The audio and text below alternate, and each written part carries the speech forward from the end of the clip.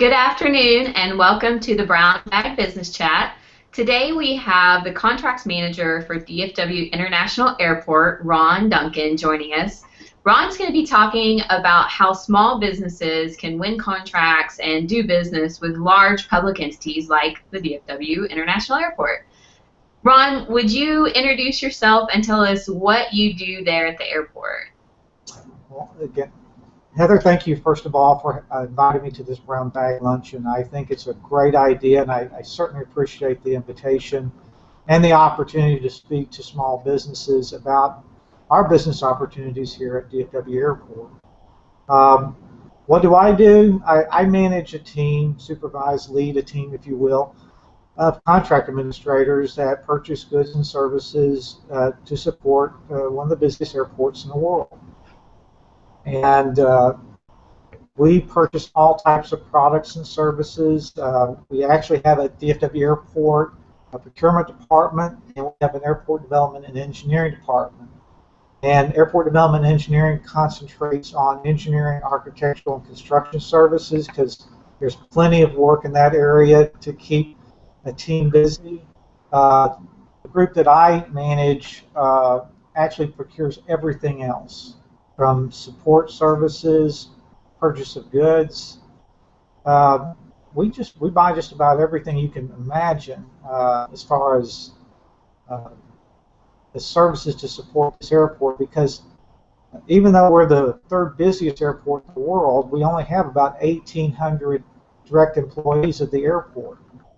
And what we typically do is a lot of our services are outsourced, maintenance, electrical, plumbing, structural maintenance, HR services. There's a lot of things that we do that we depend upon third-party companies, and we're quite fortunate at DFW Airport, especially in the local area, to have one of the most vibrant business communities anywhere in the nation. And so we take advantage of that, and we're very excited about having all types of businesses.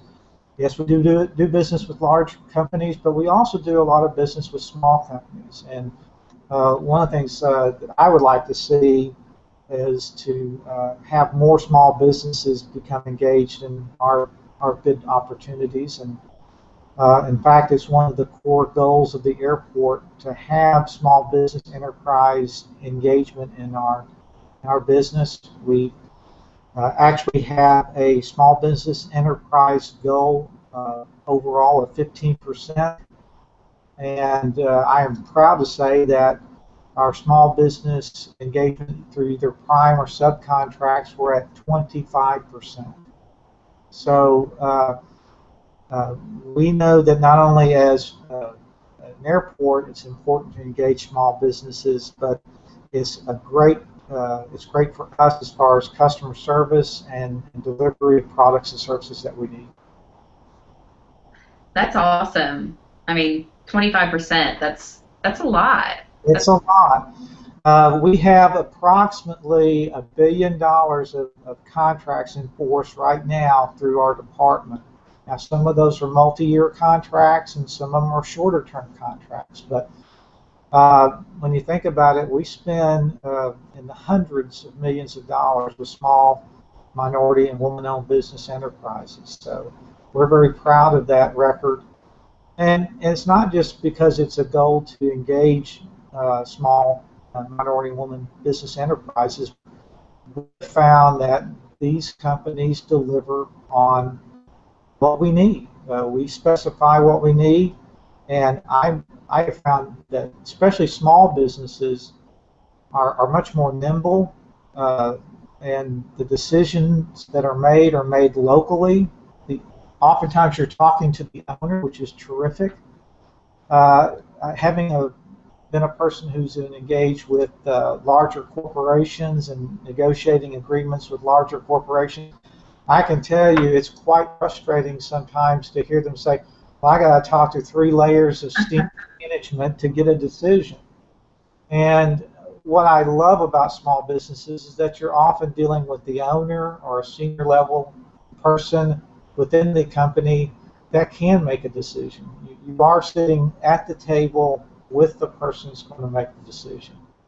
And I also like the fact that, again, they are much more flexible, not as bureaucratic, to get the work done. And I'll be frank with you, the small businesses do deliver. I mean, I think sometimes there's a concern that because we're one of the largest airports in the world, that there's not any interest in doing business with smaller companies. And I can tell you that is just not true.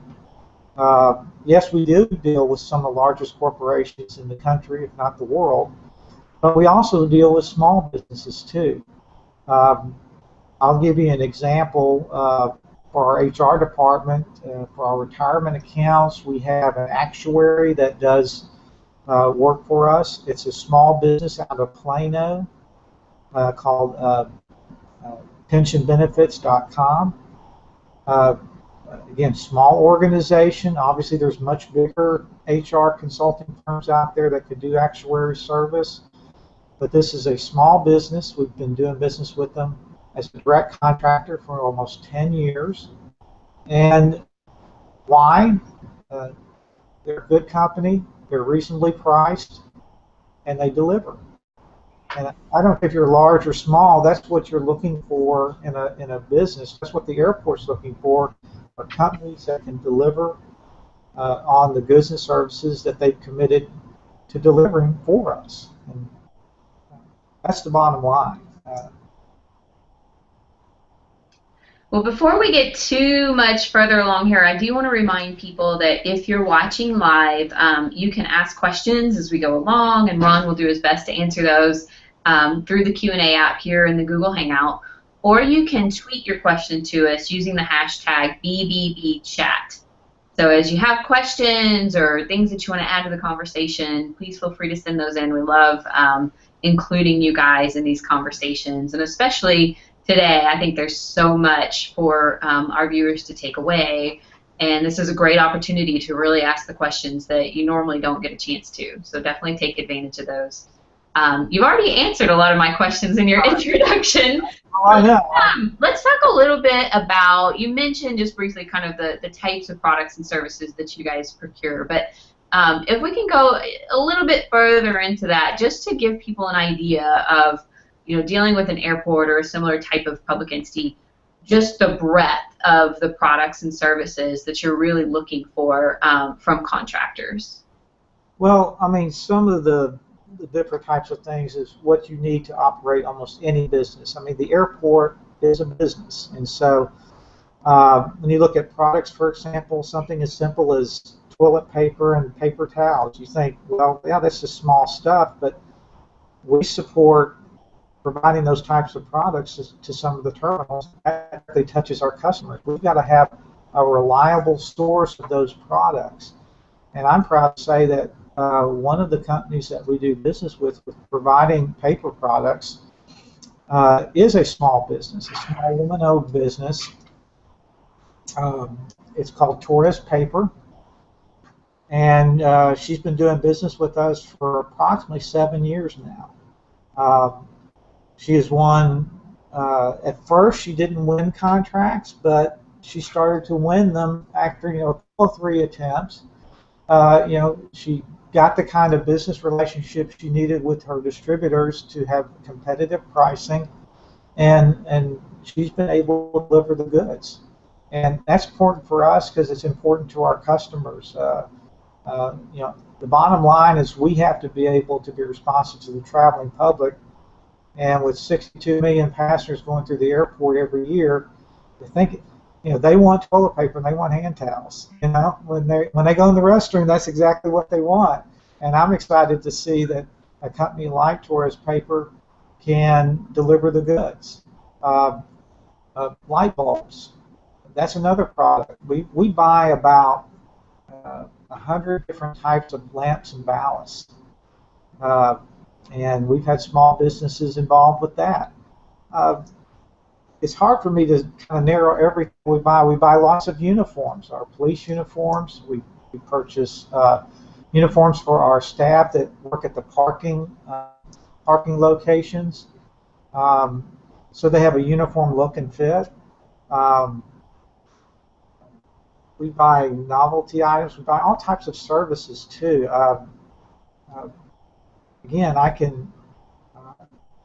have 550 contracts, so it's hard for me to narrow down all the different types of things that we buy. But one of the things that you'll notice is if you do go to our website at www.dfwairport.com, upper right-hand corner you'll see icons called Business Opportunities. You can click on that. You'll go to a page that has a solicitation list that you can click on to. You can see the active bids that we have out there right now. Another thing you can do is register with the airport online. It takes about 15 minutes, but you can register your company online. You can identify the kinds of products or services that you provide. And whenever we have a bidding opportunity for those products or services, we can pull up your data and send you an email in advance letting you know that this request for bid or request for proposal is available at our website and give you the link to get to that particular document. You can review it and make a decision whether or not you want to participate. But number one thing I want to emphasize is that, yeah, we're a large airport, but we want to encourage small businesses to participate in our business opportunities. When I get feedback from the various departments that actually purchase these services or request that these services be purchased or the products, they tell me the same thing. They like the fact that they're dealing with small companies that can make a decision. And so part of my mission and my objective is to make sure that we get as many of those companies participating in our business opportunities as possible. So again, Heather, I just can't say enough how much I appreciate this opportunity. I will go over a couple of things real quick, just some common things that I think companies need to be prepared for. One of the things is insurance. A lot of times when we deal with small companies, we find that they don't carry sometimes adequate insurance. Most companies will hopefully have commercial general liability, workers' comp. If you have any employees, you have to have workers' comp. And automobile liability, typically at around $500,000. That's pretty standard, I think, for most medium-sized large organizations that are wanting companies to come in and do business with them. Sometimes we have unique types of insurance. If you're going to be working around airplanes, we have $10 million excess liability insurance. So depending upon the type of product or service, we'll have different insurance requirements. But that's one of the things sometimes I get small businesses telling me is that they don't carry a particular type of insurance. We tell you up front when we do a request for bid what type of insurance we need, and if you need to go out and purchase that insurance or at least get a quote on what it would cost to have that insurance, you don't have to have the insurance force when you bid, but if we do contract with you, you have to have the insurance in place, but you can at least go out and get a quote for what that insurance is, and you can incorporate that in the cost of your bid. That's a really good point. I think a lot of small businesses probably feel like there's all these hurdles they need to jump through before they can even get to the point of bidding, that process might be so costly that it's not worth it. So I think that's a really good point. What else do they need before they even really get started? Is there any other resources they should be checking, or kind of a few more things to put on that checklist of have these ducks in a row before you enter the bidding process? Well, actually, the bid document itself will tell you a lot about what you need. And again, depending upon the type of product or services, it can be a little bit different. Sometimes you'll need to have bonding. Frankly, a lot of our contracts don't require bonding, but there are some that do. And again, that's an opportunity to work with an insurance company or a surety to make sure that you can meet the bonding requirements. A lot of times you need to have a good description of what your company does and what kind of team you put together to perform the services. One of the things I find interesting is lot of times companies may be very small and be young. They haven't been in business for a long time, but the talent within the company is got years of experience, oftentimes decades of experience, having worked in some cases with larger organizations and created their own company in order to be more nimble and to serve a niche market. And so I think you need to emphasize those types of things, not so much that you're a small company or that you're a young company, but talk about your experience and why your company is capable of doing the work. As a background thing that you don't necessarily see or in the request for bid is, do you have the financial backing to perform the services?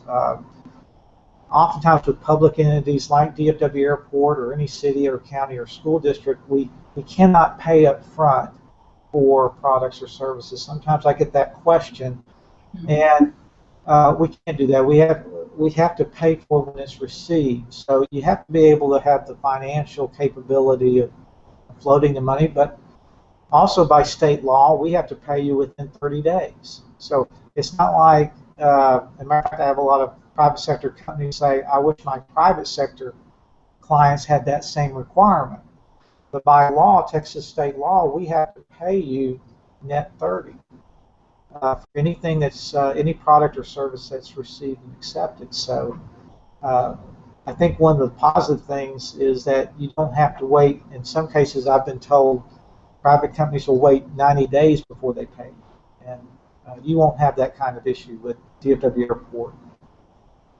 That's awesome. That's a really good point, too, that people need to be prepared to work on your terms as far as invoicing and not their own. I know a lot of times when we're doing business to business, we can kind of negotiate those payment terms per project, or pretty much say you're going to use my payment terms or we're not going to do business together, where that's a lot different going into your scenario where the small business is going to have to take whatever terms you have set, which in this case is net 30. Well, and again, that net 30 is the max.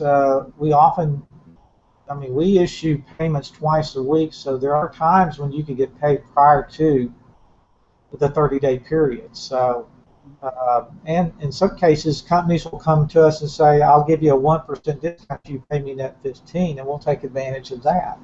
So there is opportunity to get paid sooner, and again, companies oftentimes will offer some kind of percentage discount if they can get paid sooner, and we'll take advantage of that. I also think that one of the things that companies can do is look at subcontracting opportunities. And I know sometimes businesses don't want to subcontract, but it is a good way to build a reputation as a subcontractor. In fact, one of the interesting things, I gave the example of pension benefits earlier in our presentation. That company was actually a subcontractor to a larger HR consulting firm. And we were so impressed with their service, we were like, well, why don't we just buy it direct? And so we did. So I think subcontracting is a great opportunity for you to introduce your company to larger organizations, and then they see the kind of work that you do, and it gives them an opportunity to directly engage you in their request for bid and proposal opportunities. So, and with DFW Airport, I can't speak with other organizations, but with DFW Airport, by contract, once we pay a general contractor or prime contractor, they have to pay you as a subcontractor within 7 calendar days. So they can't sit there and hold that money for a long period of time. They're going to pay you, or if they don't, they're in violation of their contract. And typically that's not an issue. A couple of times when people were too slow to pay, we've invoked that particular clause, and I've had to have some very direct conversations with some companies about getting their subcontractors paid within 7 days, and they do. And so how would a small business go about finding larger organizations to sub with? Do you have any suggestions on that as far as, I know this is going to setup where we met, but maybe some networking opportunities, or is there anything directly through the airport that helps the primary contract holder and the subs actually connect with one another? There's a couple of things you can do. One of the key things you can do is there's a pre-bid or pre-proposal conference you should attend. A lot of times you'll find that general or prime contractors are attending those pre-bid or pre-proposal conferences, and this gives you an opportunity to meet face-to-face with people who are going to be engaged as a prime contractor. Oftentimes during those conferences, myself or one of my staff, if they're holding that particular meeting, will ask companies, raise your hand if you're intending to bid as a sub, and then we give them an opportunity after the meeting to do a little meet and mingle, if you will, and get to know different companies that are going to bid as a prime if you're interested only as a sub. Another thing is you can get information about who has received the bid so that you can contact companies with regards to if you're a prime and I'm a sub, I'm a company that's interested in subbing this particular piece of the work. Mm-hmm. And because we often set goals for our solicitations, those prime contractors have a vested interest in getting your company or getting some kind of small business enterprise involved with their bid, because if it has a goal, they either have to meet the goal, exceed the goal, or they have to go through a 13-step process of showing a good faith effort. I can guarantee you that 13 steps, it's next to impossible. It's really very difficult threshold to meet.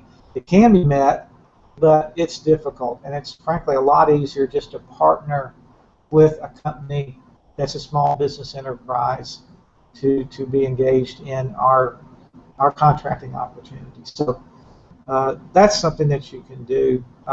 And as you mentioned, Heather, you can network through professional organizations such as the Women's Business Council Southwest, Minority Supplier Development Council in Dallas. There's also one in Fort Worth.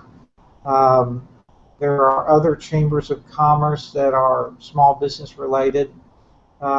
If you're a minority or woman-owned business, there are often organizations that are engaged with trying to support your minority or woman-owned business enterprise. And so that's a great opportunity. Again, Heather, that's how we met. So, it does work. Networking through professional organizations does work very well. And so going back to the bid and the contract itself, can you give us a little bit of insight to how you actually select the winner of the bid? So obviously you guys aren't just basing it off of lowest price. What are the factors outside of, does it meet your requirement for working with small and women-owned, minority-owned businesses?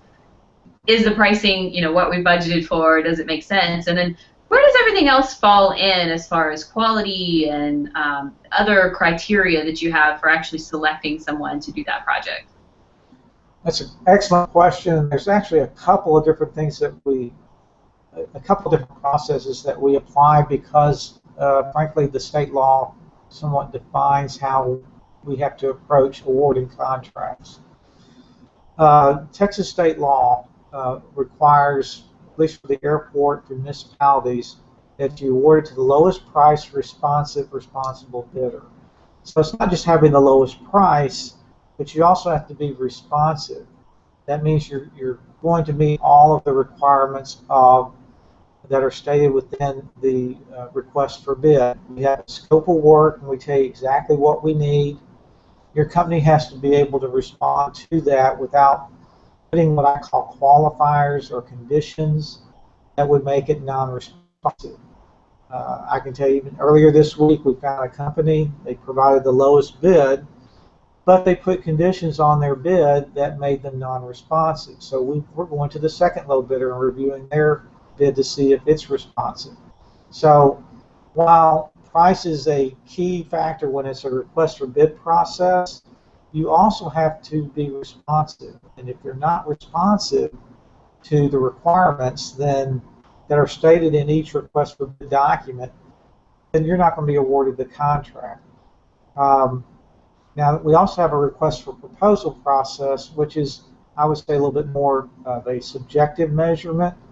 We are required by law to tell you what evaluation criteria and what weight we're going to apply to each type of evaluation criteria. And it's based upon a 100% scale, or it could be a 100-point scale. And typically, the diversity and inclusion, small business enterprise criteria make up 20 of the 100 points. So if you're not meeting the objectives, it's going to be very difficult for your company to be successful in getting a contract through a request for proposal process if you're not addressing the 20 of the 100 points. But the factors that we consider, price is typically around 15 to 20 points.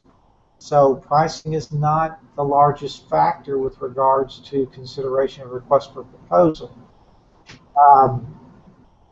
We primarily look at the things such as responsiveness to the scope of work, the qualifications of the firm to perform the goods, perform the services, the management plan, how they're going to manage the services and the projects. We look at their ongoing customer support. What are they doing to make sure that once they get the contract and once they are delivering on the services, who's doing that quality control and making sure that the services are continuously being delivered appropriately and above or beyond expectations throughout the contract term. But those things are laid out in the request for proposal. Typically, it's in a heading called evaluation criteria. And you can read and review how those evaluation criteria are going to be, how they are spelled out in the RFP. And of course, different services will have different evaluation criteria. Mm-hmm. And the RFP process is typically done with regards to services.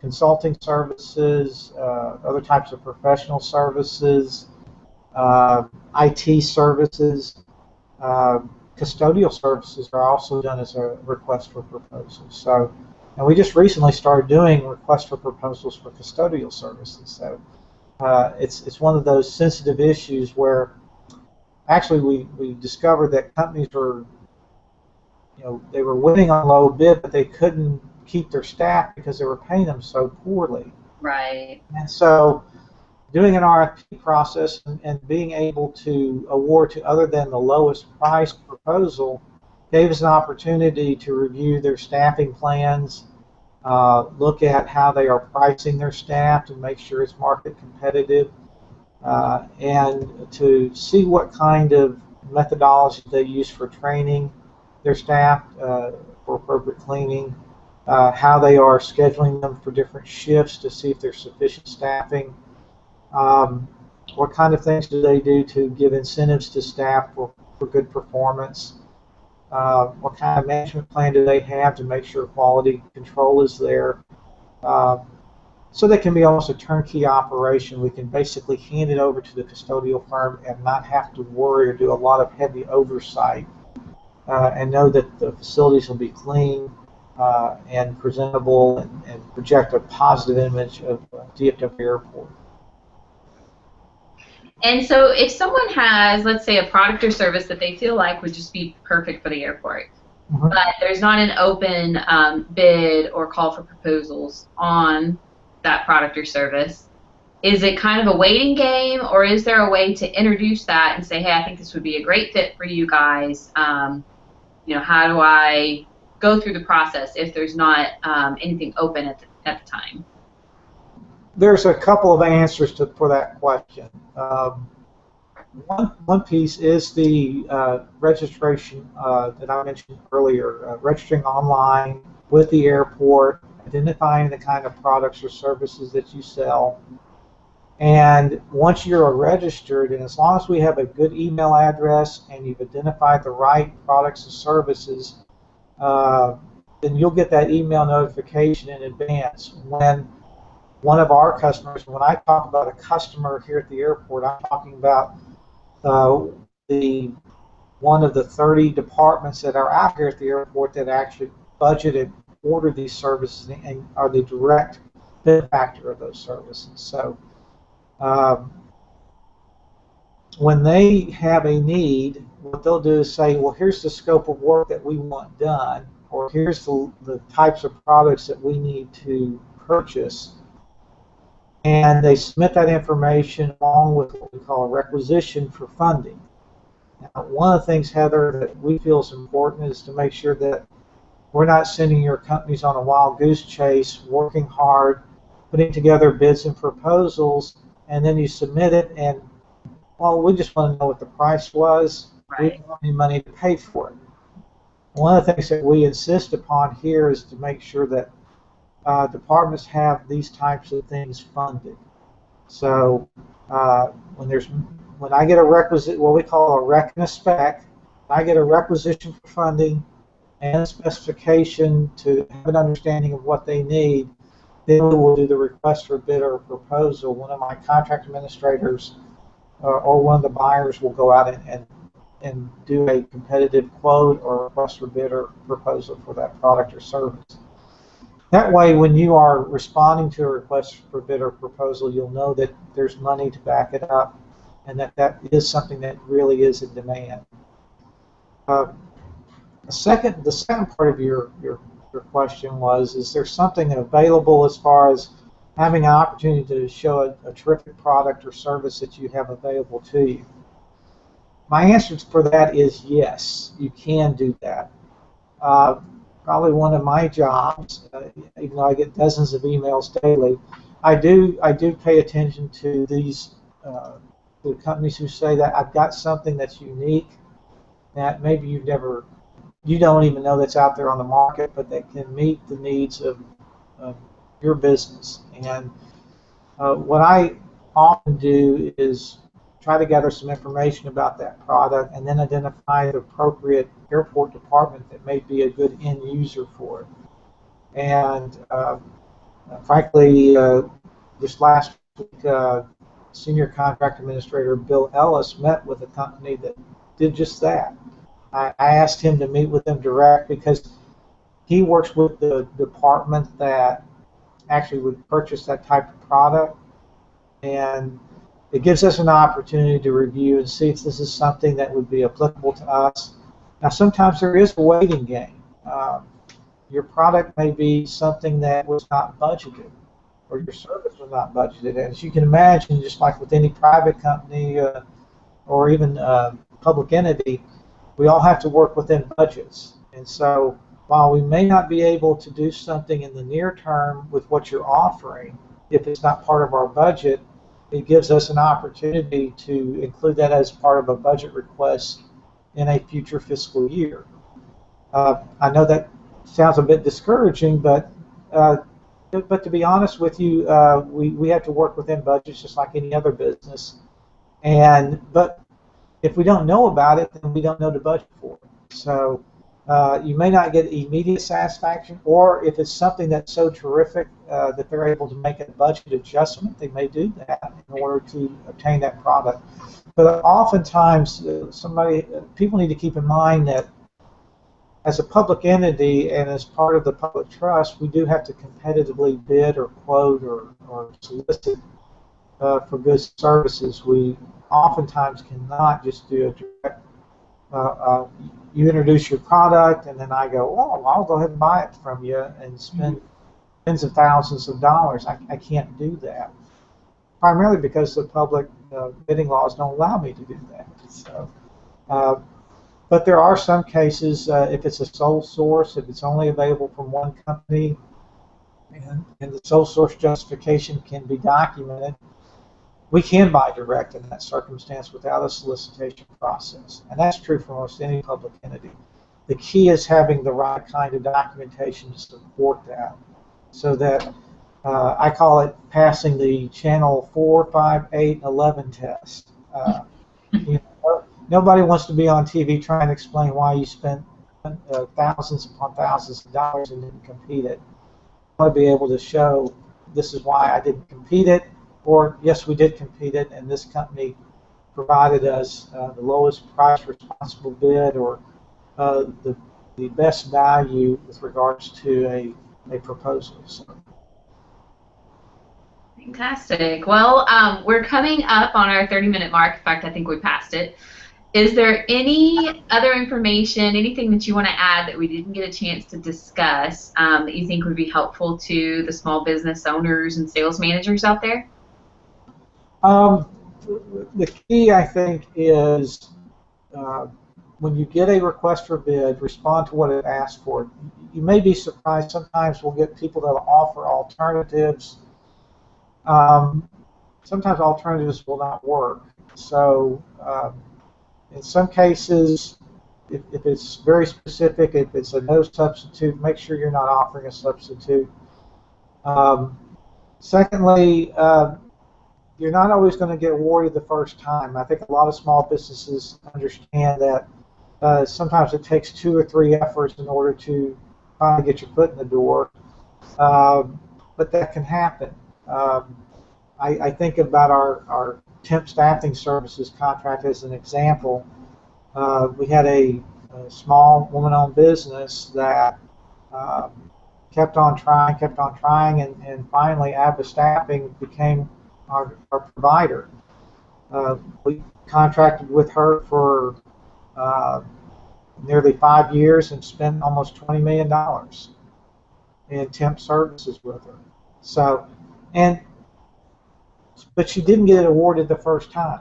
She kept trying. She learned. She sharpened her pencil. She looked at ways to add value, and she's done a great job for us. Her and her team have done a great job. So I have to say that you have to be persistent, which I think a lot of small businesses are by nature. They are very persistent people. It's a great quality. And again, you have to be willing to participate. You have to be willing to. Yeah, sometimes our bid documents look quite thick, and there's lots of terminology in there. But and the bottom line is, if you deliver on the product and service, a lot of that contract language it's not going to matter because you're delivering. Obviously, when we sign a contract, that language is important. It is there to protect the airport. Frankly, it's also there to help protect the business as well. It establishes the business relationship, and again, I would just say, if you can't get engaged with a prime contractor to direct sell, look at subcontracting opportunities. And public entities have to publish their bidding opportunities. So check your newspapers, check the websites of the cities and counties and school districts, and look for those opportunities that are there. Again, when we have pre-bid or pre-proposal conferences, make sure you attend. Learn directly what we're looking for. A lot of times we verbalize the things that we put in writing, and sometimes that helps the understanding. We help give you context of why we're wanting to buy these products or services, and a lot of that comes out through the pre-bid conference. If you are a finalist and you're asked to interview, be very prepared, not only with just your company, engage the people who are going to be working on site. One of the things I find sometimes is companies will submit their marketing people, but they're not the people that are going to be doing the work on site. Make sure that you've got the team that you're going to have working on site at an interview session so that they can meet and greet with the folks that are on the evaluation team. Because frankly, the evaluation team are typically the people that you're going to be working with directly if you get the contract. So have the right people at the interview session. And again, we have an open process. There's no tricks. There's no knowing this person or that person will get you the inside track. As a public entity, we have an open process. We do business and we award contracts to companies that we've never done business before with. Frankly, at least 25% of the time, because we're meeting our SBE goal or exceeding our SBE goal and getting 25% participation. And we're very proud of that fact, and that's why I think if you have an opportunity to do business with DFW Airport, we would love to see people are engaged with this brown bag luncheon to give us that opportunity to do business with us. I love small businesses. I love how they're nimble. I love the decision making being local. I love how they are able to be driven to customer service. And they can build quite a positive business relationship with the airport that they can market with other clients or potential clients. I mean, let's face it, a lot of companies know what DFW Airport is. They know where we're at. They know who we are. Most businesses travel, and in many cases, they'll travel through DFW Airport. Yeah, they go to that love field area too, but but we do have lots of business travelers through here. So you can take, once you get a contract with the airport, you can, and you perform well, you can take that reference and build your business. And we're more than happy to help build small businesses. That is awesome. Well, I really appreciate your time today. I know we went a little bit over, so I hope we haven't cut into anything important for you, but really appreciate your time.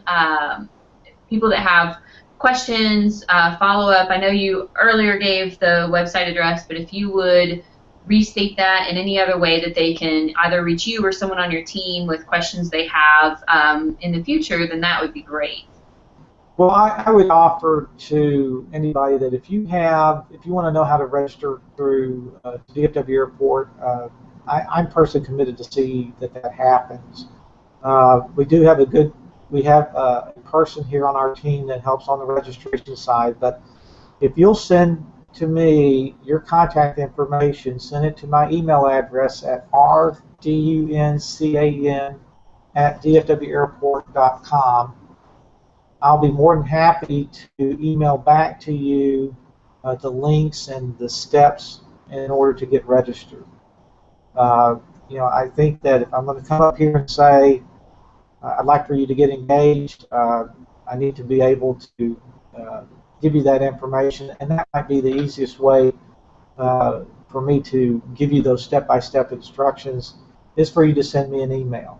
I'll be more than happy to respond to it.